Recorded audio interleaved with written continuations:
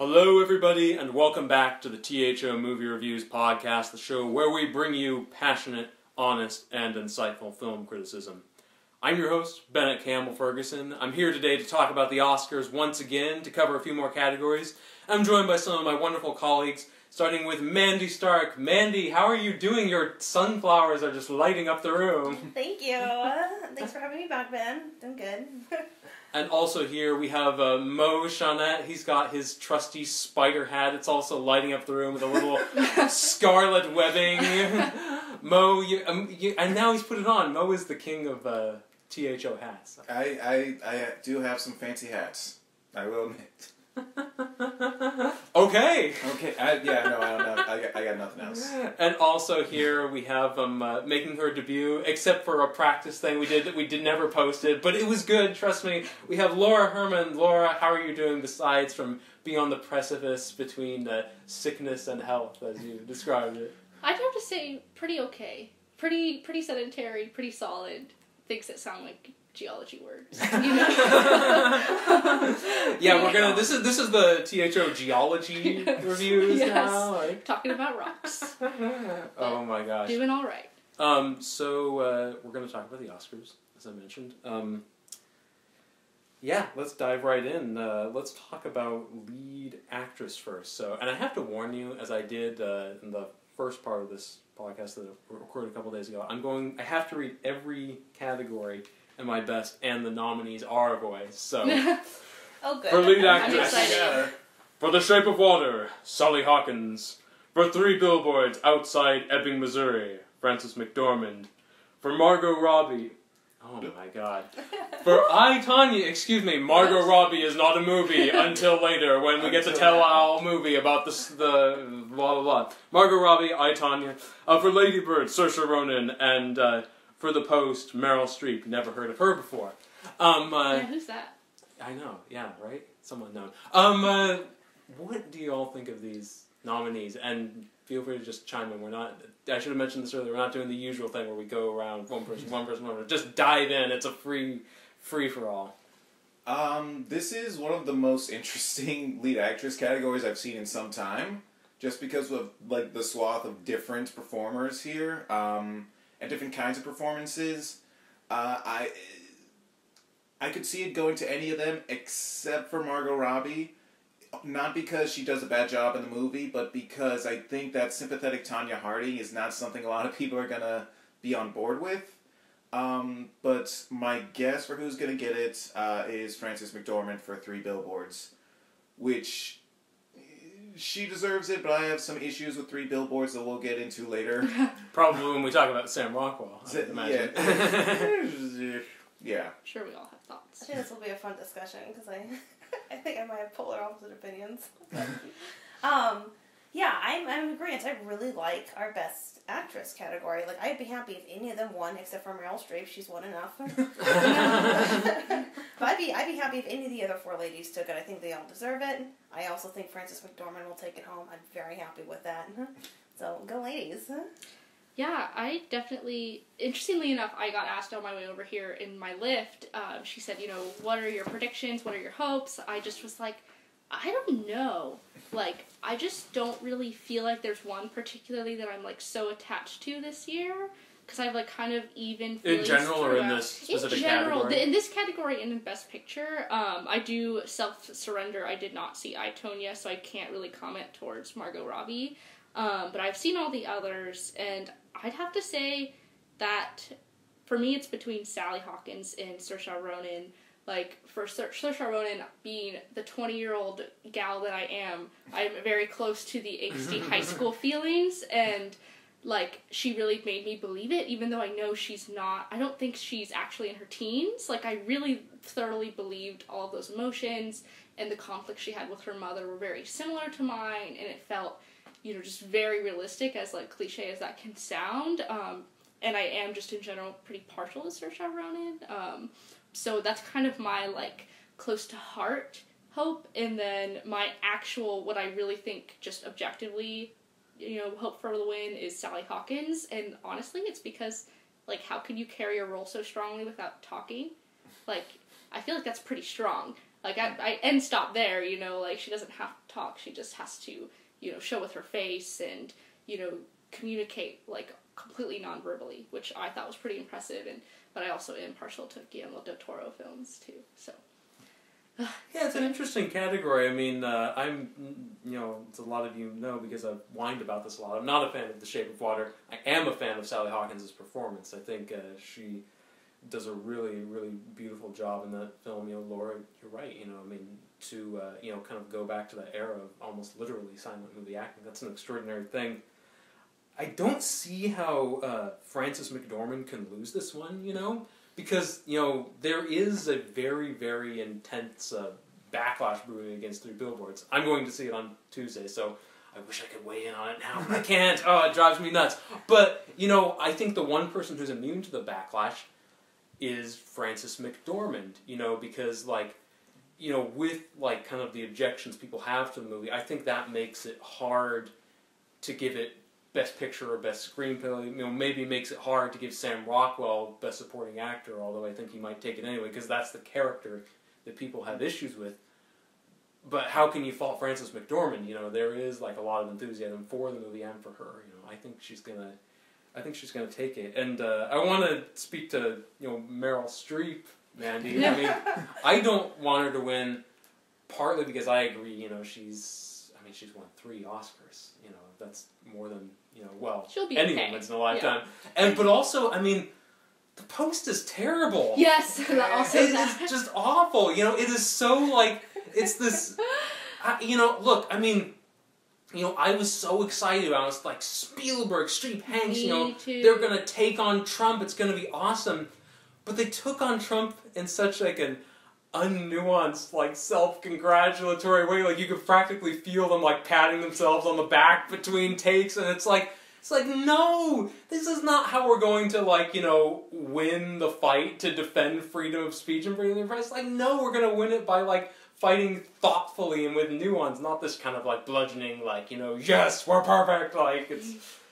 Not to mention Meryl Streep is, you know, she's getting a nomination for playing apparently a strong female character that I didn't feel was really shown in the movie until another female character had to explain it to me. Yeah. Sure, yeah. That's a great point. Yeah, but Like, you're talking okay. about that whole, like, mom, like, Sarah Paulson gives, Yeah. like, well, she is strong, she is brave, It's you like, know? really, because all I've seen her do so far is throw a bunch of parties. I haven't really seen Yeah. her work. But I'm glad to know apparently she does. I definitely I like don't to know. do a write-in for Sarah Paulson, though. Yes. Sarah Paulson, Yeah. monologue, best lead actress. Well, I think it's worth mentioning, it's, you know, Sarah Paulson was so, like, just horrifying and chilling in 12 Years a Slave, and she wasn't nominated for that. Oh, she was in that, wasn't Yeah, she? yeah. Right? So. Forget about this. Any more thoughts on the lead actress? My hope for winning it is Saoirse Ronan, because the more I think about Three Billboards, the less I like it. The more I think about Lady Bird, the more I like it. Interesting. And I would like to see Lady Bird clean up at the Oscars. I kind of wish she won for Brooklyn. I thought she was Wasn't that going good? to. That was so good, and it's kind of fallen under the rug. For that. It was. Brie Larson for Yes, Room, yeah. which I couldn't see because it sounded too depressing to me. It was depressing, and honestly, Brie Larson, if she was going to win for something, it should have been Short Term 12. Short Term 12, brilliant movie. But, like, Isn't not it great? Room. That movie, It's like so good. that. I mean, I was totally undone after that movie. Me too. Wow. And I still become undone every time I try and watch it. Like, it'll be okay this time. It's really sad because did any of you see The Glass Castle? I read the book, but I haven't seen the movie. Because it was the same director of Short Term 12. It was Brie Larson. Such a disappointment. Like, it had none of, like, the gritty authenticity of Short Term 12. That's a tangent. But. So digression. But Yeah. Shall we move on to Best Supporting Actor? sounds good to me. Okay. So we have, for the Florida Project, Willem Dafoe. For Three Billboards Outside Ebbing, Missouri, Woody Harrelson. For The Shape of Water, Richard Jenkins. For All the Money in the World, Kevin Spacey. Oh, I'm sorry, Christopher Plummer. How did that happen? And for Three Billboards Outside Ebbing, Missouri, Sam Rockwell. Mo, you want to say something about this? I know. This is less the Sam Rockwell's performance in particular. So I guess we'll save this. I want to save this for Best Picture. Okay. Okay. So my prediction is Sam Rockwell. He's, and again, it's the problem with Three Billboards is not the cast. It's a fantastic cast, and they all turn in great performances. And Sam Rockwell has been like just great, reliable actor forever. So I'm glad to see him getting recognized, and I would love to see him win an Oscar. I wouldn't like to see him win an Oscar for this movie. My personal pick would be Willem Dafoe. Full disclosure, I haven't seen All the Money in the World yet.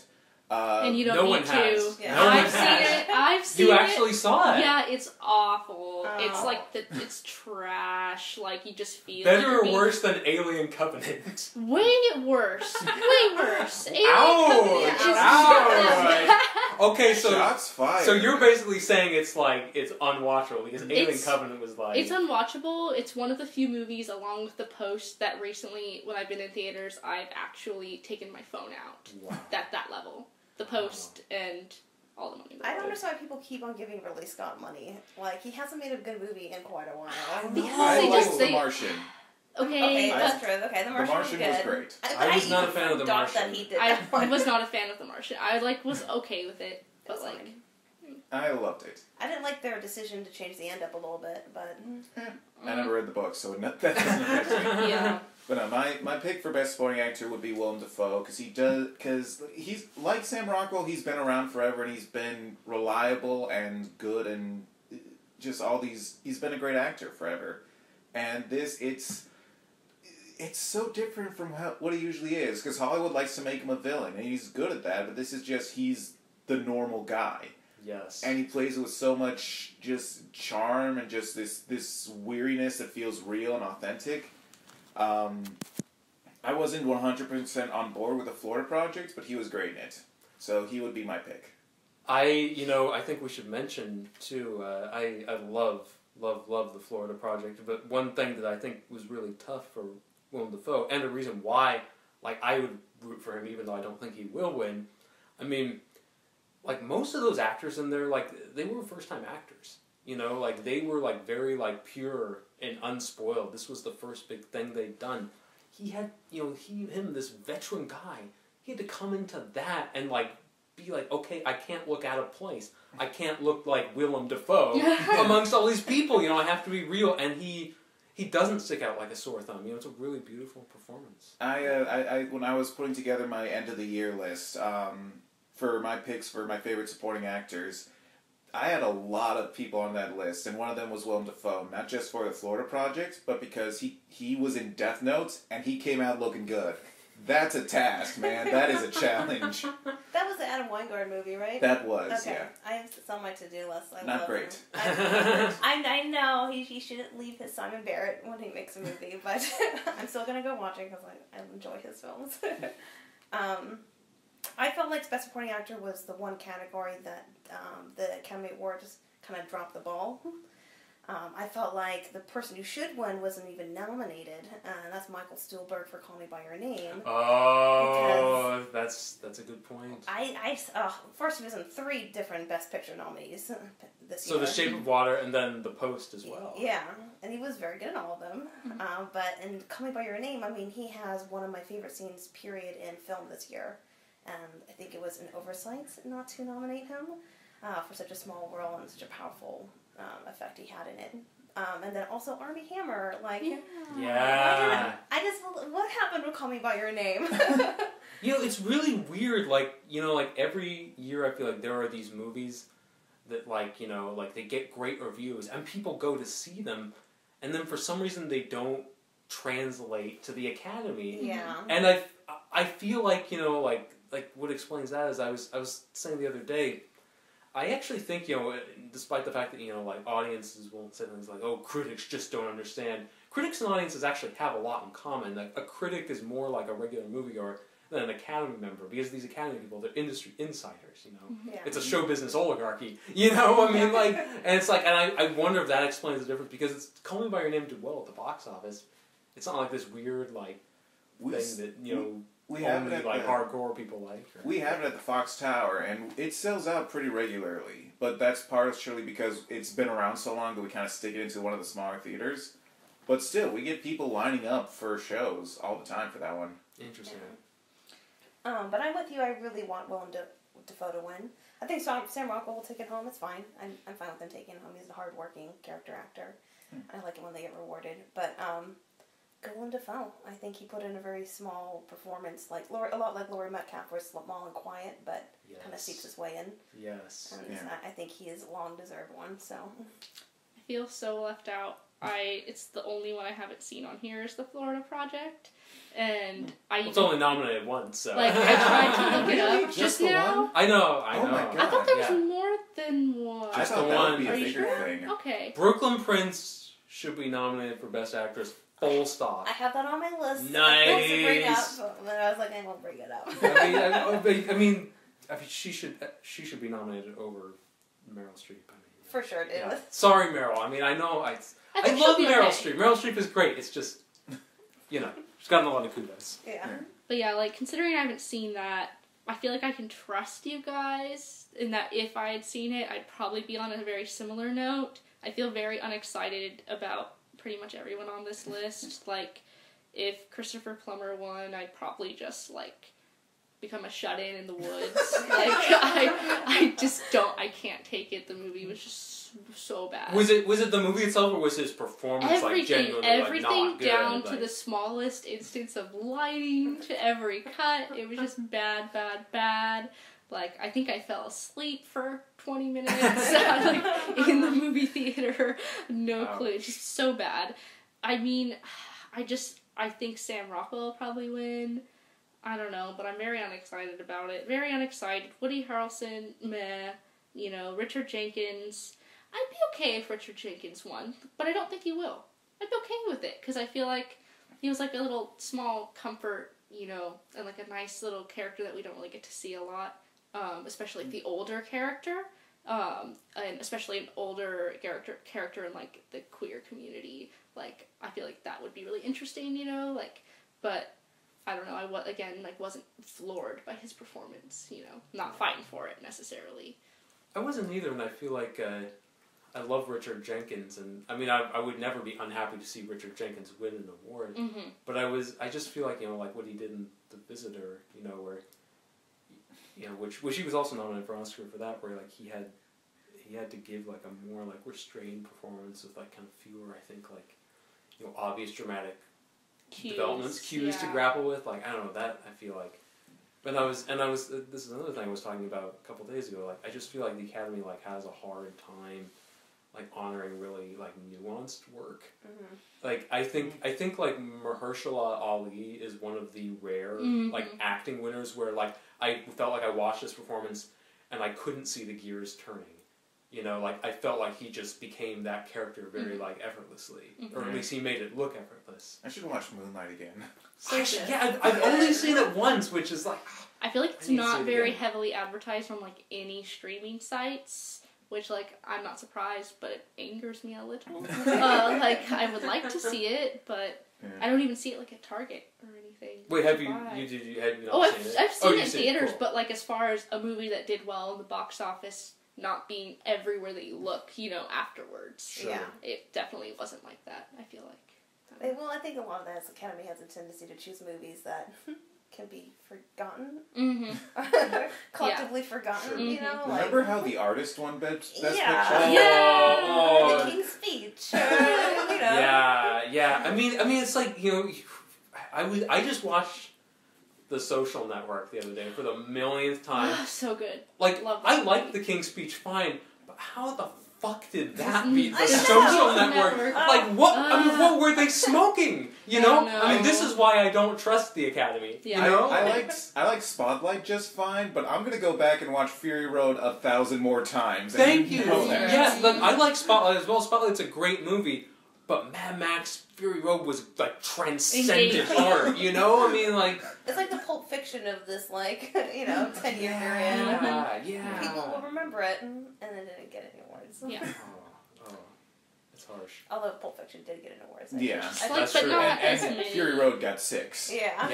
Yeah. Just not the ones we wanted it to. Yeah. Guys. Nothing Yeah. that's going to be remembered for. Yeah. Okay, this is a tangent. You know, I'm getting way off track, but I'm a really big fan of The Revenant. You know, I will defend The Revenant to the death. Me too. But Uh-oh. I mean, you know, best cinematography. The Yeah. cinematography in Fury Road was way better Way than the better, cinematography yeah. in The Revenant. You know, Yeah. I mean, and it's not that The Revenant cinematography wasn't good. It was great. It just it wasn't Fury Road level. You know? No. Shall we move on to Best Picture? Let's do Alright, it. let's We all see want the to big talk one. about it anyway. Yeah, so I feel like yeah. might as well just make it happen. Go for it. All right, Call Me by Your Name. A shitty movie that Joe Wright did to try to save his career. Oh, I'm sorry, Darkest Hour. Dunkirk, Get Out, Lady Bird, Phantom Thread, most favorite film of the past year. The Post, The Shape of Water, 3 Billboards Outside Ebbing, Missouri. All right, what do we think? I think it's gonna Fight go it out. I once again, I think it's gonna go to 3 Billboards, and I Really? do not want it to be. No. I think it's going to Shape of Water. All right, I'm gonna talk about 3 Billboards. I love Martin McDonagh. I've read some of his plays. I've seen some of his plays. I love his movies. In Bruges is still my favorite movie. But I'm totally gonna lift something that Lindsay Ellis pointed out in a video she did, which is 3 Billboards has a lot in common with another Best Picture winner that probably shouldn't have gotten it, which is Crash. In that it's a movie about racism that prescribes systemic racism as the fault of individuals, not as the fault of systems.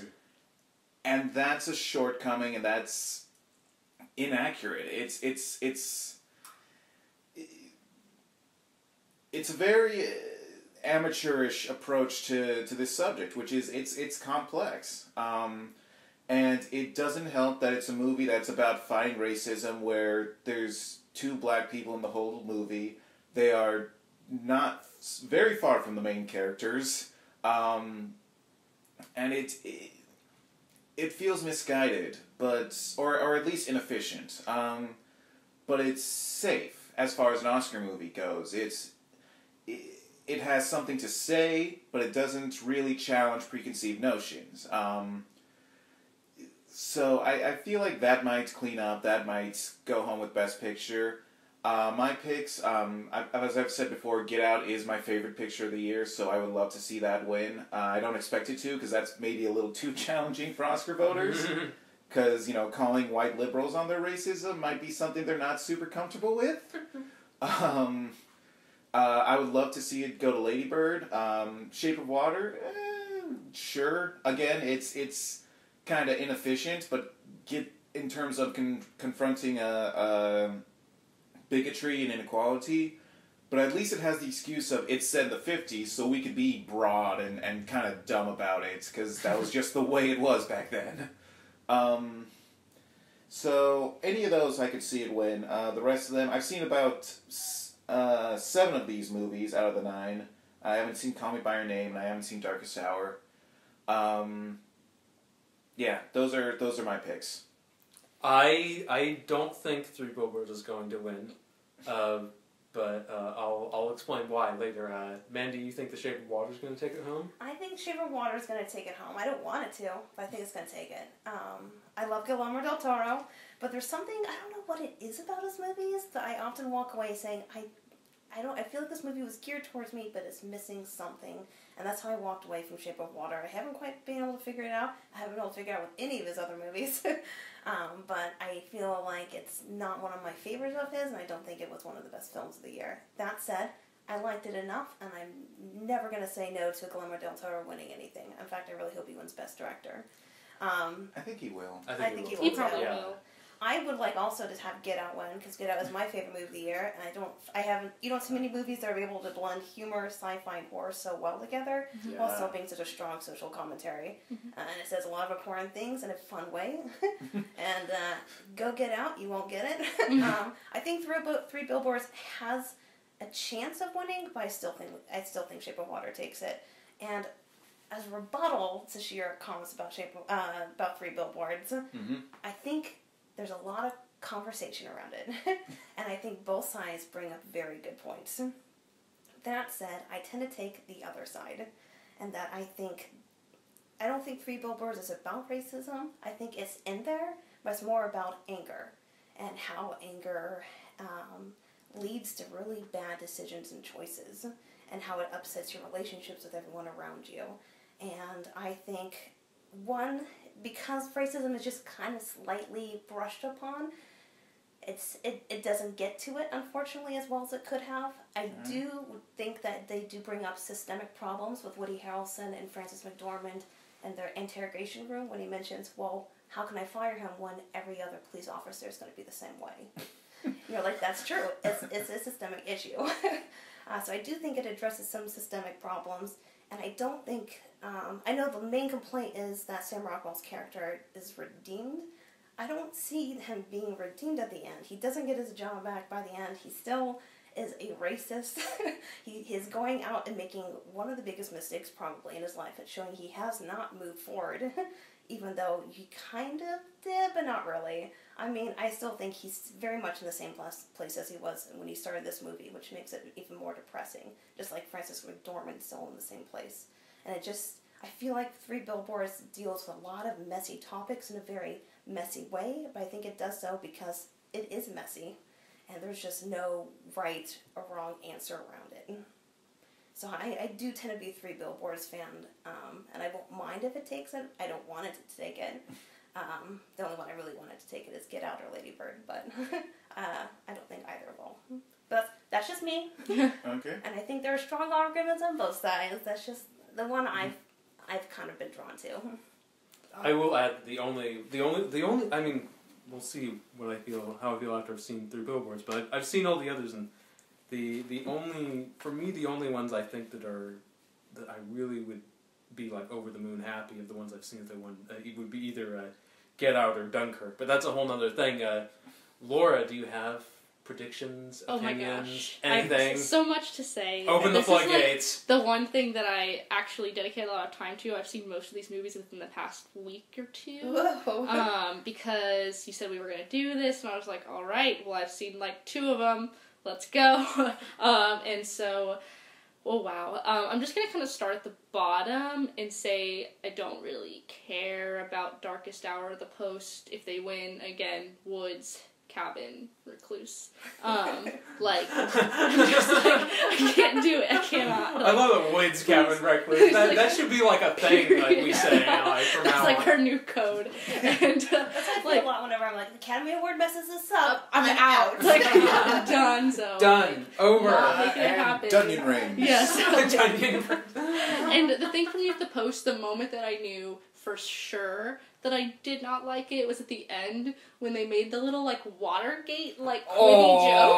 I was just like, this is literally made. Tell me about that. Yes, yeah. I was like, I practically had an aneurysm. I was so upset by that. I seriously was just like, this movie, and also picture this: me, living room theater, far corner by myself, eating my Sour Patch, and there's like 4 60-something white like men and women over on the same row as me.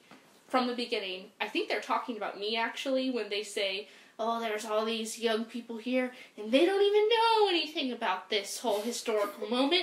We lived through it and they can't appreciate it. All they want to do is be on their phones. And like, I was just like, okay. And then like, they were giggling the whole time that anytime, like, a person said something sort of redeeming, like, yeah, we're gonna get him, they were like, yeah, like, we were hippies too, and like, woo, and we were against the movement. At the end, like, the Watergate moment happened, just like, everyone that was there, again, like, old white people were just like, ha ha ha ha, that's so funny, and I'm just like, this is literally, like Ben said, a pat on your back for all of these people that think that they really contributed to any of this happening and that they had a big role to play.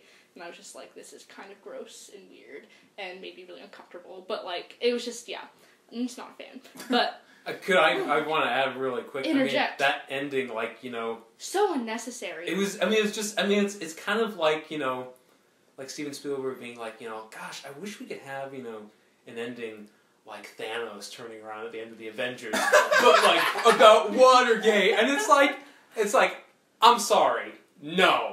No. Just no. Like, what if, what if Schindler's List had, ended with Liam Neeson being like, I hope someday there's not a terrible conflict in Vietnam. It's like, is this going to be a whole new thing? Like, next week on the history it through movies, Steven Spielberg's America. Yeah. I hope not. Sequel. Yeah. I love Spielberg, but yeah. No. Yeah. And then Darkest Hour, haven't seen it, I had to talk to my dad on the phone about it. He was pretty upset. He's also an old white guy, and he was just kind of like, well, I think young people are just mad that it's not about the young people. And that kind of, again, was a hint towards, I don't need to see this movie. I don't really think I need to be concerned with its place on the Best Picture list. So those are the easy ones to kind of just, get out of the way. Sorry to keep interrupting, but I just want to add that Joe Wright, the director, he said about Darkest Hour,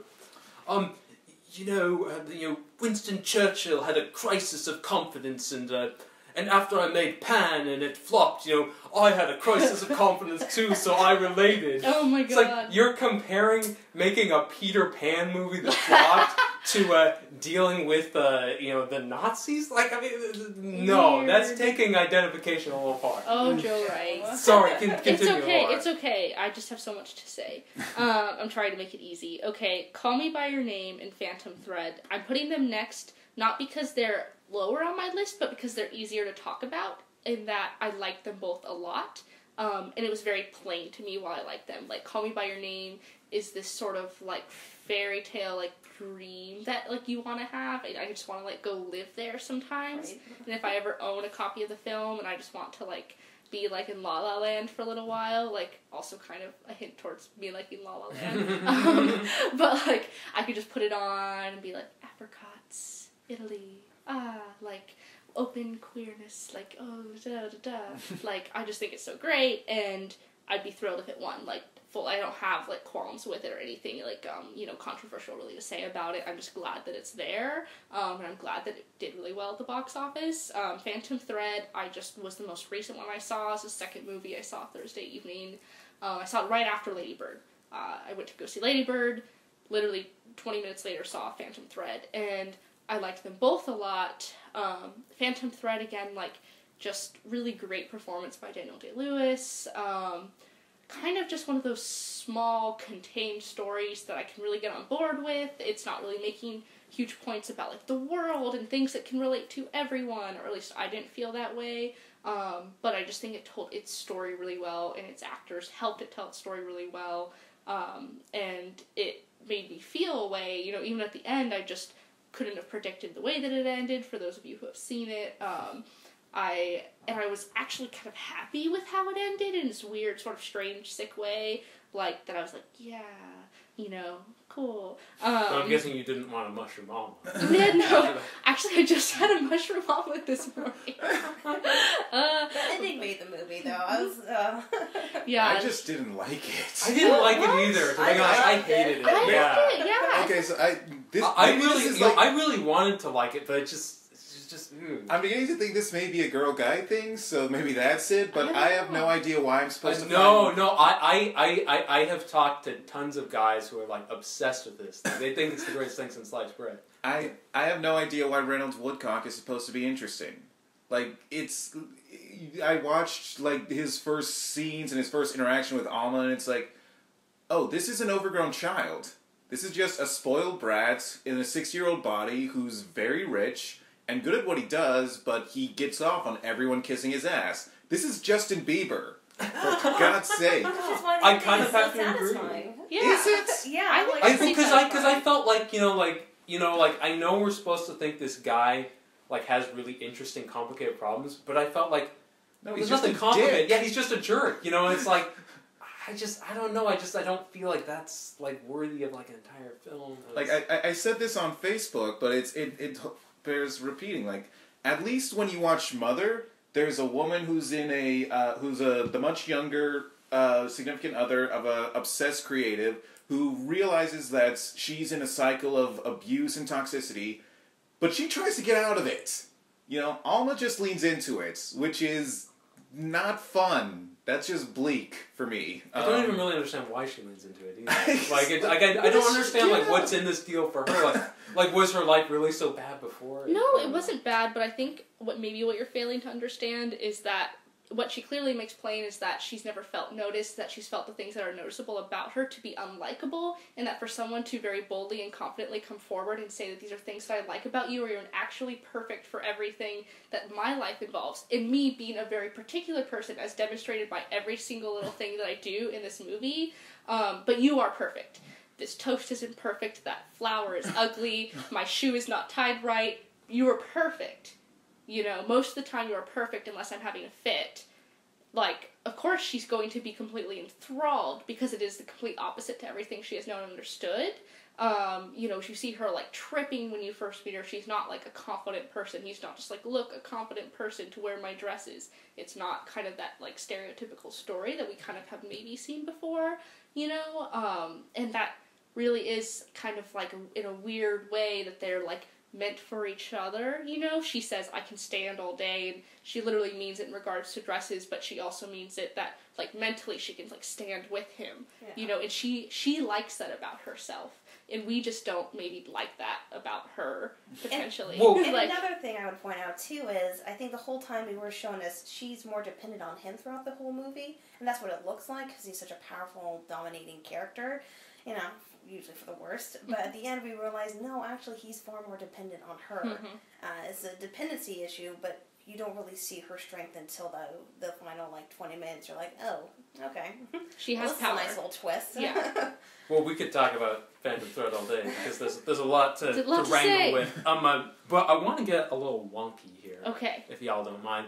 I've become really obsessed with just, you know, looking at different awards and, like, what predicts what. And I think the most interesting thing is that, I mean, the biggest, you know, the most of the people in the Academy are actors, you know, so it really helps, you know, if you have the support of the actors to win Best Picture. You know, that's why you see directors like Clint Eastwood and Robert Redford and even Kevin Costner, you know, winning big, you know, because, well, the actors like it when one of their own makes a film. So I believe that, you know, with very few exceptions, you have to at least be nominated for the Screen Actors Guild's Best Cast Award to win Best Picture, and that applies almost without fail. I think maybe Braveheart was an exception, but I can't think of any others. And so, believe it or not, there are actually only 3 movies on the Best Picture list that were nominated. It's just Get Out, Lady Bird, and 3 Billboards. I don't think 3 Billboards can win. I think, you know, the backlash is, you know, I mean, right or wrong, it's been felt by the Academy. That's why Martin McDonagh was not nominated for Best Director, which, you know, again, right or wrong, that is a monumental snub. I mean, that is huge. I mean, I never in a million years predicted that of all the people they would shut out, it would be Martin McDonagh. You know, if I would have predicted anyone, I would have predicted Greta Gerwig, just because that's a very subtle film, and the Academy hates subtlety. And ladies. And so that leaves Get Out and Lady Bird, and I could see it going to either. I think it's going to be Lady Bird, if only because I think Lady Bird is going to win Best Original Screenplay. Yeah. And so that would mean if Get Out won Best Picture, that would be the only thing Get Out won. And I just don't see, like, a movie only winning Best Picture and nothing else. So I'm feeling Lady Bird, but, you know, things can shift at the last minute, you know. But by the way, not to brag or anything, but I was one of the only people. But even though La La Land was my favorite film of last year, I was one of the only people who correctly predicted that Moonlight would take it home. So I did too. I hoped it would. I didn't know. I didn't like stamp a prediction, but I felt it in bones. You can feel the change in the air. But tell me, am I on to something, or am I bonkers? Does anyone else think we might be going down to Get Out versus Lady Bird? Because that's what I'm feeling. I don't think Get Out stands a chance as much as I wanted to. I still think it's going to be between Shape of Water or Lady Bird or 3 Billboards. Those are my 3, like, It's gonna be one of those. Shape of Water has the outside chance. I actually looked it up. The only other time a horror movie has won Best Picture was Silence of the Lambs. Right. So and that's kind of like a prestige thing, you know, Jonathan Demme, Jodie Foster. Like, yeah. Whereas like Get Out is like this amazing movie that came out of nowhere. Mm-hmm. And I really think Get Out got in there because like, you know, of critics and moviegoers. Yeah. You know, like people liking it. It became a cultural phenomenon. Yeah. Academy has a fickle relationship with genre films. What was the last time a genre film won Best Picture? Was that like Return of the King back in 2004? I guess. Yeah. So, plus, like, it feels like too much of an outsider kind of thing.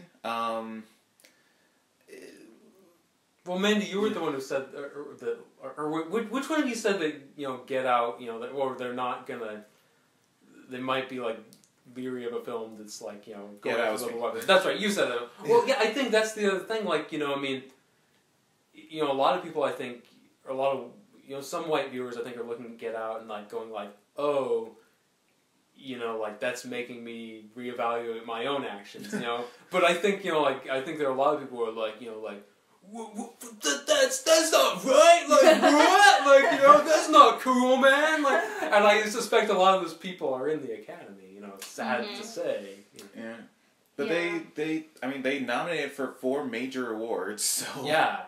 No, they're like it. There's no question about that. I'm really bummed out the Florida Project didn't make it into Best Picture, by the way. I'm like, why can't we have a solid 10? There was plenty to choose from. Mm-hmm. Yeah. And I would happily have taken the Florida Project over The Post and probably The Darker Side. That's the only one I haven't seen, but haven't heard very good things. And I would be happy if Florida Project had even won. Just make it to the nominees. Yeah.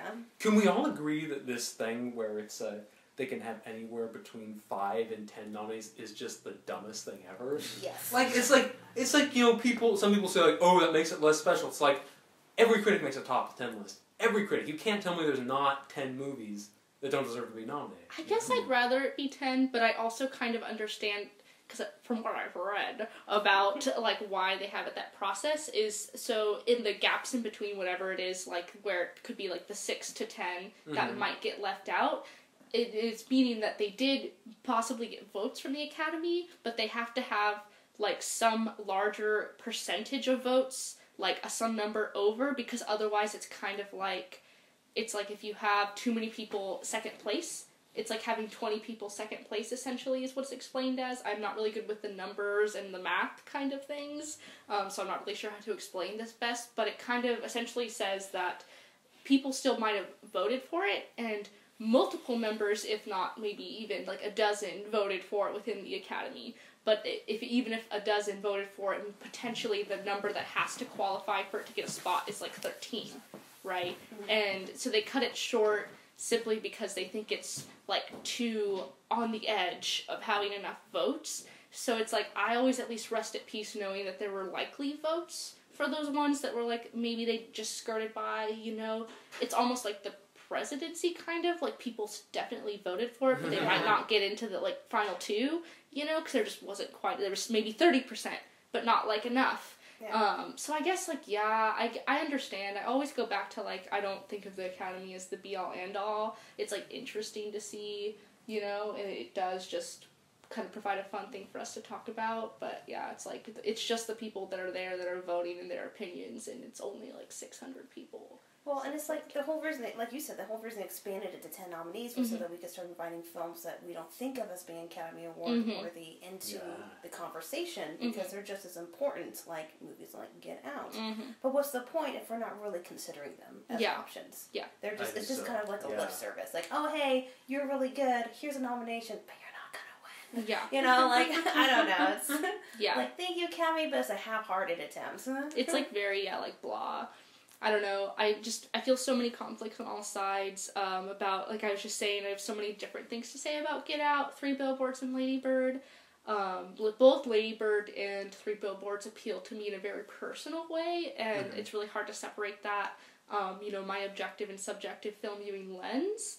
I feel like Lady Bird is a story that's been told you know, the coming of age, you know, going to college, mid-2000s when it was still maybe not a financial end, you know, like, life could still be interesting and exciting, but then it tells it with all these other, like, you know, sort of tangential life problems that I feel like we all face, like, the friend who is gay, you know, at their Catholic school, the hardworking nurse mom. My mom is also a nurse who's very hardworking and puts me through school, you know, and who I also fought with quite a bit, and so I think it pulls on my heartstrings a little bit too close. But then Three Billboards, you talk about this problem of, you know, reporting and lack of action, you know, when really horrific things are happening to women specifically, you know, people seem to not care, and, you know, then you have the family being like, well, hey, like, why don't you care? It's really clear that this is your job. But then with Three Billboards, there is that question of, well, you've made the claim that this movie is maybe about racism, but, you know, even the most brutal beating that I can recall was not of a black person, it was of a white person, and that seemed like a really confused point to me. But then you have these great performances, you know, so where do you, what tips, you know, the seesaw, like, of which direction, and then Get Out, I think it's just, like, revolutionary with its social message, and, like, as a person who's, like, white passing, you know, like, I can really appreciate that it's something that I'm being introduced to that I don't necessarily have to think about, and it's within the fantasy world of, like, sci-fi horror that I personally really enjoy. I had some, like, moments when I was watching it where there was, like, awkward, like, dialogue or cut type things that I had problems with when I left the movie. I wasn't sure if it's towards the point of, like, making the viewer uncomfortable for its purpose. You know, and that is just one of the reasons why it's, like, an uncertain for me, and I think I agree that, like, it probably should win, it probably won't. I just don't know. I think The Shape of Water is the safe place for them to go. Because there's just not really a lot of, you know, tense points there. Well, if we know one thing about the Academy, it's that they do love playing it safe. What does it say about... I'm sorry, just real quick. What does it say about the Best Picture nominees that the movie about boning the fish man is the safe pick? And that, I think, is the perfect note to end on. Thank you, all of us, for tuning in. If you like this podcast, and why wouldn't you, please click thumbs up, subscribe to our YouTube channel. Don't forget to like us on Facebook. Follow us on Twitter at T.H.O Movie Reviews. Check out all the great reviews and content we have at THOMovieReviews.wordpress.com. Once again, I'm your host, Bennett Campbell Ferguson. I'm here with Mandy Stark, Shaunette, and Lora Herman, and from all of us here at T.H.O, happy movie watching. Bye!